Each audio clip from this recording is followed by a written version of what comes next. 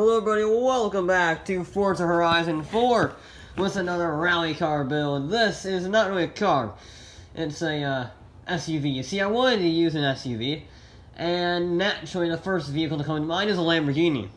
Not the Urus, but the original off-road-ish Lamborghini, the LM002, inspired by a military contract that never went through. It's a monster. And we are going to build it. And we're going to make it, first off, even more monstrous. Look at that. Somehow that provides adjustable downforce. I don't know how, but I'm not complaining. Also, yes, the wing is a bunch of tubing for reasons of coolness. Now, we are going to have some big off-road tires on this vehicle. I'm talking 3 4.5s on the front and 3 4.5s on the rear. One problem, though. This is heavy.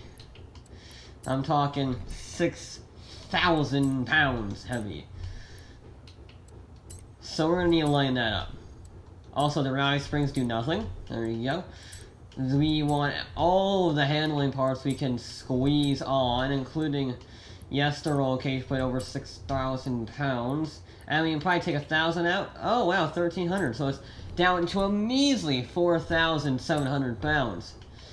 Now, just for the giggles, how much power can this engine get? I don't think it can actually reach the top of S1 class with this engine, but I am curious to see what it can do, because I think this is a Lamborghini Diablo V12, I think, is what's in this engine, this car, this SUV, whatever it is.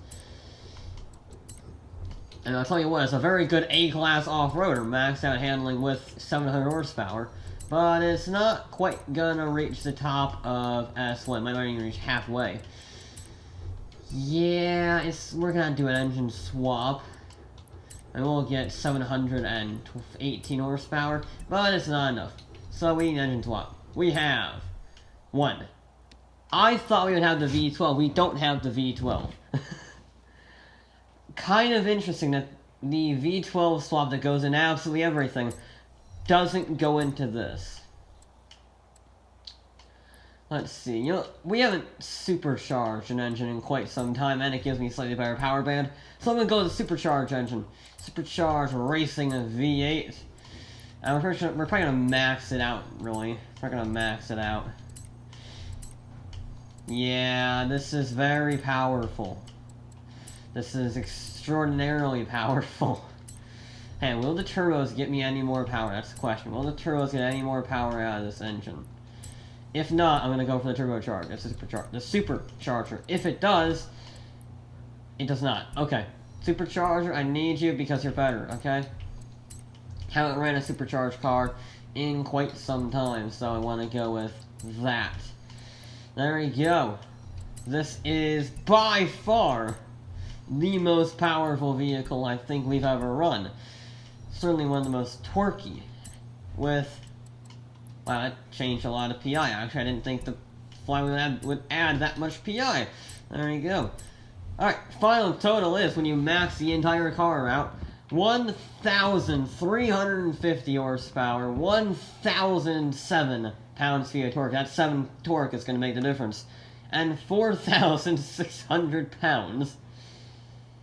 Well, let's see how the RAMBO LAMBO fares, shall we? Alright, the RAMBO LAMBO is going to have to try and beat the BAC Mono doing a 226.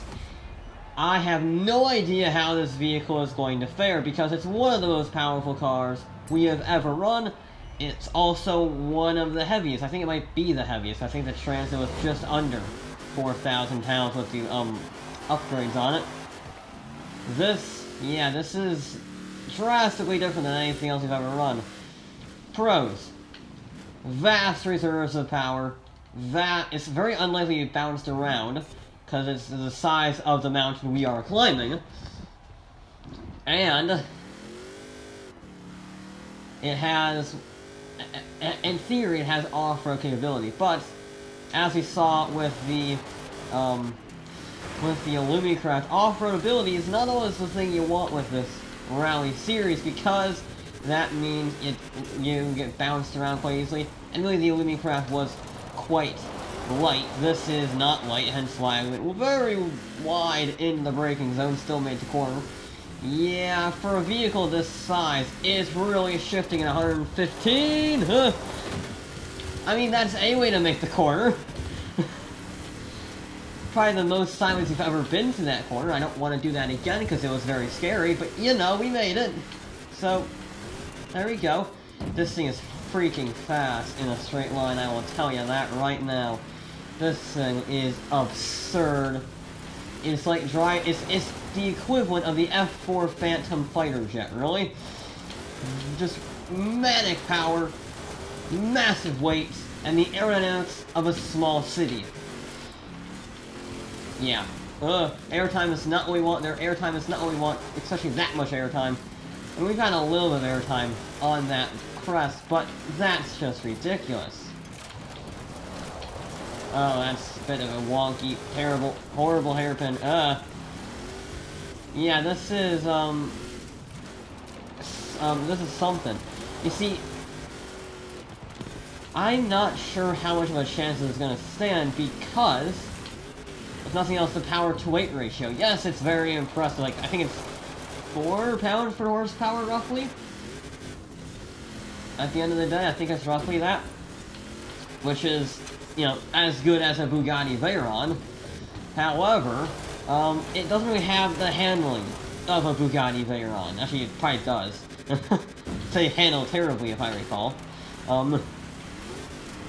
But the mono, yeah, it had a terrible power-to-weight ratio, but the reason it was so fast is because its lightweight was all down to being good through the corners. And so it only had 350, 400 horsepower.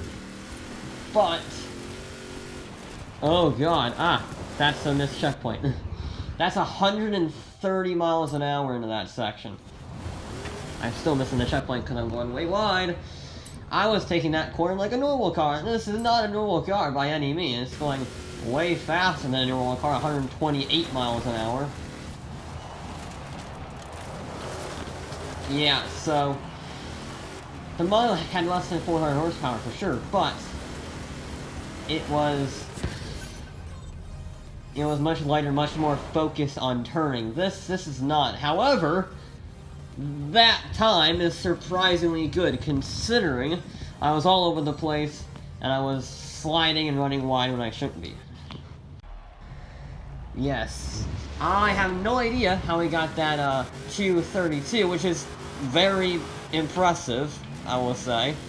Was not expecting that. That's already faster than, I think it was faster than the Cadillac. We're very wide on our starting position. There you go. Yeah, this is actually not too slow for a massively overpowered, terrifying monster truck. Alright, Lamborghini, let's see what you got. This will be quite interesting, actually. Because if I can control it, it can be very, very fast. And I was pretty good on the brakes right there. I got the braking spot on. And the nice thing is I can run wide on that fence because it's not like it's going to slow it down. Alright, let's not go flat out through there. Let's just go 92 miles an hour, which is, for a very big truck, very impressive. It's also 108, 110 miles an hour on that little straightaway. It's absolutely ridiculous, the acceleration of this truck. It's a bit frightening in a way because you're going faster than any other road car you've ever had on this course. Like 108 is not very good there, and you're going 110 miles an hour into a corner. You're not normally going 110 into, and then you have to try and get said 110 stopped, and it's very difficult because it's a giant truck. So you can see the difficulty. However, if you can get it right, this thing is very fast, apparently. So, yeah, it's all about can we control the absolutely mental LM002. I know it sounds like a Bond name, but it's not, trust me. Yeah, I don't know who decided to name the Lamborghini LM002, but that was a bad decision. Normally you guys are naming after bulls or bats or more bulls or more bulls. And then you just decide, you know what if we name our big SUV LM002? How does that sound? That sounds genius. I don't know. I mean, I have seen one of these. They are massive in person. They're probably the biggest Lamborghini I've ever seen in my life. And, yeah, it's kind of like the original super fast SUV because of that massive V12 under the hood. So, it was very fast. I don't know how anyone survived driving it, but there we go. This is looking to be a much better run. Heading around the final corner, just a straight line. Are you freaking kidding me?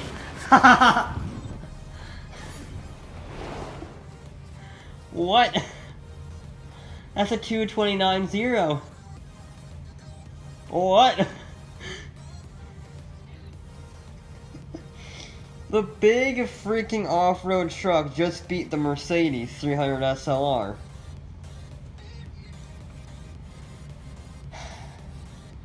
I think it might have beat the Nissan too, the Nissan Fairlady Z. I think this vehicle is in third now, and it's only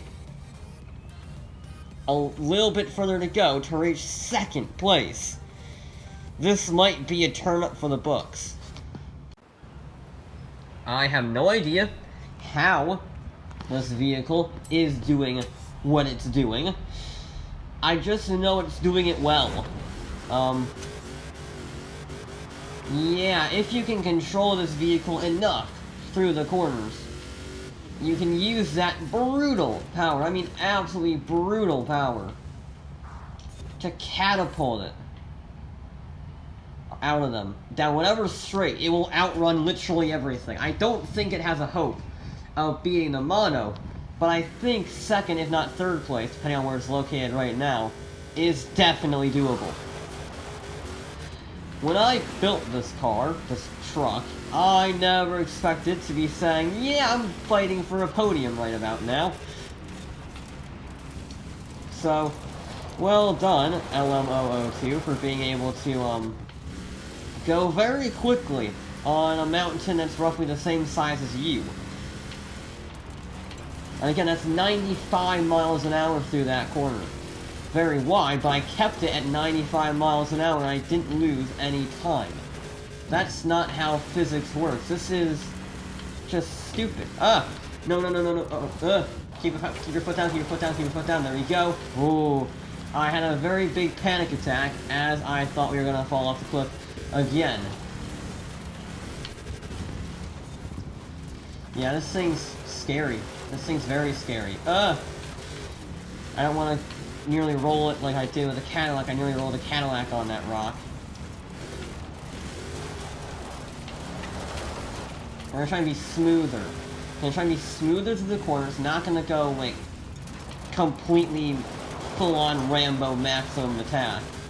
We're gonna be smooth. It's gonna be finessing it around the track, and then we just slaughter everything down the straightaway. I think that's a fair trade-off. Will it work? Who knows? I didn't expect this vehicle to work in any way, shape, or form, and then, well, that second run happened. So, you know, you never know what's gonna happen. Yeah, I love this vehicle. It's terrifying to drive, and it's completely ludicrous. And that's why I love it, because you look at this, it's fighting for control, it's catapulting faster than a nuclear missile, and it's just about getting on the corners fast enough, in control enough, that you do very well while driving it. I wasn't kidding when I was saying this vehicle could be a potential very good A-class car. Apparently it's also a very good S1 class car. Oh, very late on the brakes, very late on the brakes indeed. That was not the best final corner Will it be any faster? I think it will be. Ho ho ho! That was a blistering lap. Holy crap. That's a 2:27. That's only a second down on the mono. A 2:27. Wow. Wow. That's impressive. Can't believe I'm saying this. The Lamborghini off-road truck with 1,300 horsepower and 4,700 pounds of weight is in second place.